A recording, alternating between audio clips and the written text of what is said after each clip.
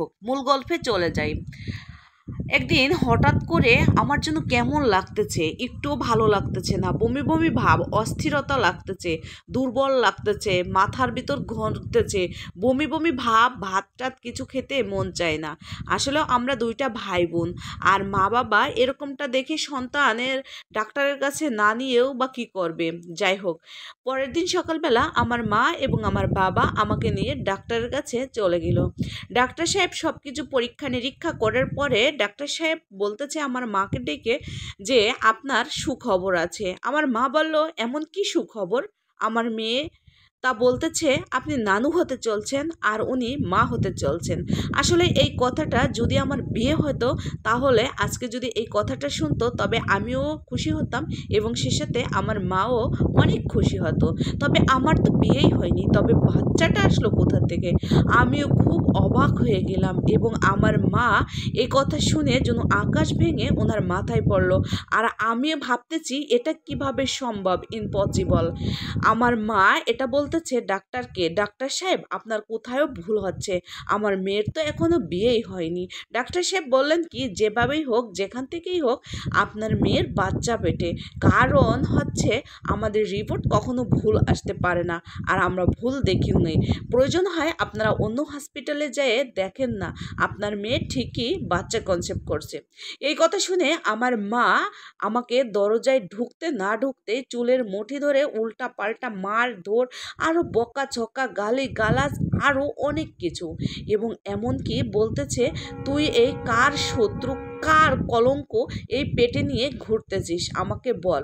আসলে মারবেও বা কেন, মারবেও বা না কেন? কারণ এরকমের পরিস্থিতির শিকার হলে সব মা বাবাই কিন্তু মেয়েকে এইভাবেই মারবে, কিন্তু সমাজের চোখে আমাকে কি বলবে? আমিও খুবই অবাক হয়ে যাচ্ছি, এটা কিভাবে সম্ভব? আমার জানতি শরীরী বা আমিকের সঙ্গে কখনো মেলামেশা বা সম্পর্ক আমার তো কিছুই নেই। যাই হোক, আমি আমার কলেজ লেভেলে আমি একটা ছেলেকে ভালোবাসতাম, নাম হচ্ছে শাওন। কিন্তু সে তো আমাকে প্রচণ্ড ভালোবাসে, কিন্তু আজও পর্যন্ত সে আমার হাত টাচ করেও দেখে নাই। আর আমার বাচ্চা পেটে আসা তো দূরের কথা। আমি খুবই ভাবতেছি, ভাবতে ভাবতে আমি আমার মায়ের কাছে আবারও গেলাম। আমার মা বলতেছে আমার চোখের সামনেতে সরে যা, কলঙ্কিনী, আরও অনেক কিছু, তুই ঘর থেকে আজ থেকে বের হবি না। আসলে এই কথাগুলো আমি খুবই ভাবাচ্ছে। আমি ভাবতেছি এটা কোথা থেকে আসবে, কিভাবে আসবে। যাই হোক, আমি কিছু আগপাজ না ভেবে শাওনের কাছে ফোন দিলাম। শাওনের কাছে বললাম যে তুমি কেমন আছো? শাওন বলল, হ্যাঁ আমি ভালো আছি, তুমি কেমন আছো? আমি বললাম, হ্যাঁ আমি বেশি একটা ভালো না। আমি শাওনকে বললাম, আমি না মা হতে চলছি। শাওন বলল, হ্যাঁ মা হচ্ছ তো ভালো কথা, তাহলে ছেলে না মেয়ে? শাওন মনে করছিল যে আমি মনে হয় মজা করে, মজার ছলে কথাগুলো বলতেছি। আসলে শাওনকে আমি বললাম, তুমি সিরিয়াসলি নাও, সত্যি আমি না অনেক অসুস্থ, ডাক্তারের কাছে গিয়েছিলাম, রিপোর্ট দেখে ডাক্তারে বলেছে আপনি মা হতে চলছেন, আপনার পেটে বাচ্চা কেবল 2 মাস।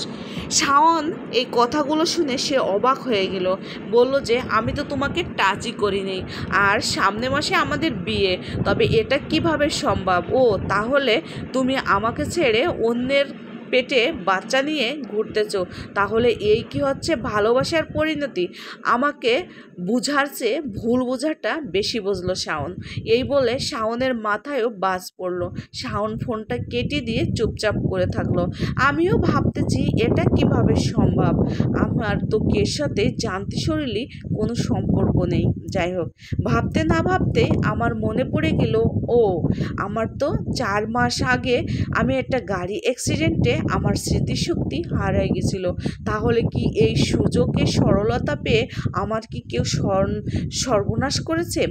যে ভাবা সেই কাজ, সে তা করতে না করতেই আমি আমার মায়ের কাছে গেলাম। মা দেখি সকালবেলা রুটি বানাচ্ছে, আর মাকে যায়, মাও এই জিনিসটা ভাবতেছে। পাড়া প্রতিবেশী এবং লোক সমাজে আমি কি বলবো? আমি আমার মাকে বললাম সমস্ত কিছু খুলে। মা, আমার পরে রাগ করো না, আমার কথাগুলো প্লিজ একটু শোনো এবং বোঝার চেষ্টা করো। আচ্ছা, আমি যে 3-4 মাস আগে আমি যে গাড়ি অ্যাক্সিডেন্ট করছিলাম, তাহলে আমার স্মৃতিশক্তি, আমার তো কিছুই মনে ছিল না। আমার সঙ্গে কিছুটা হয়েছিল। আমার মার মনে পড়ে গেল। হ্যাঁ, তাই তো। আমার মা বলল, গাড়ি অ্যাক্সিডেন্টে 5 জন মানুষ পৃথিবী থেকে চলে গেছিলেন, কিছু কিছু মানুষ হসপিটালে ভর্তি ছিলেন, এবং আমিও ভাবছিলাম তুই মনে হয় কোনো জায়গার থেকে আসবি, কিন্তু আর আসলি না। কিছুদিন পরে দেখি হঠাৎ করে তুই আমাদের বাড়িতে ফিরে আসলি। তোর কাছে জিজ্ঞেস করার সময় তুই বললি আমি তো কিছুই জানি না। তাহলে কি সেই সময় সূর্যকে সরলতা পেয়ে তোর সর্বনাশ করে পেটে বাচ্চা আসছে? আমার মা বলল, এই কথাগুলো তুই শাওনের কাছে কিছুই বলবি না। হ্যাঁ, কালকে তোকে হসপিটালে নিয়ে এটা অ্যাবর্শন করে নষ্ট করে সামনের মাসেই শাওনের সাথে বিয়ের আয়োজন করব। কিন্তু এই কথা ভেবেই আমি মুখ ধুতে চলে গেলাম। আমি ভাবলাম মুখ ধুতে না ধুতেই এদিকে আমি আবারও শাওনের কাছে ফোন দিলাম।